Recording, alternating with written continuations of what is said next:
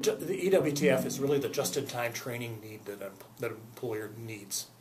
And it may be to retrain employees currently in their employ to respond to market opportunities.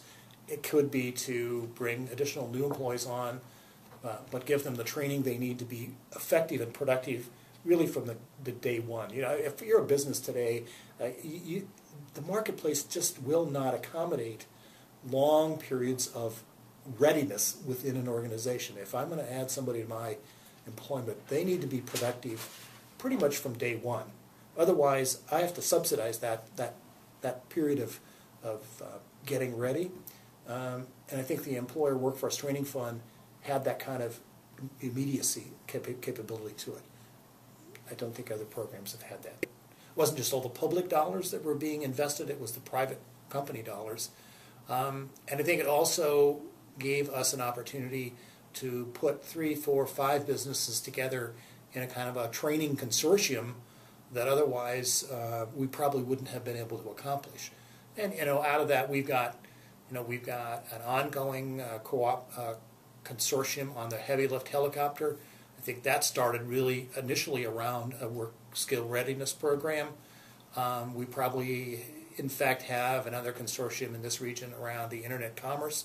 I think that's largely the result of sort of getting those folks together and talking about what they needed in terms of workforce. So I think there's lots of benefits, not the least of which it was a very, very locally responsive, locally crafted solution to companies.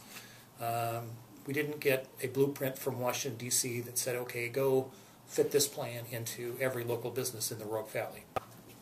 SOREDI has all of its physical office space in Job Council buildings. We have most of our employees are here at the Medford location.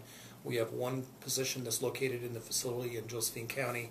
So we've even relocated the workforce staff that works primarily with the businesses to this side of the building. So I no longer have to go look for Stacy's cubicle on the other side of the building.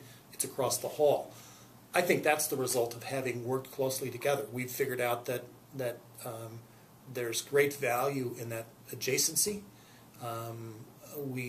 While obviously we can exchange emails, we can make phone calls, but at the speed of business, sometimes the best thing is just to plop in the chair in Stacy's office or Jim's office or someone else's office and say, hey, here's what's going on, what can we do to help this business? So I think one of the things that it's brought our workforce initiative and our economic development initiatives into just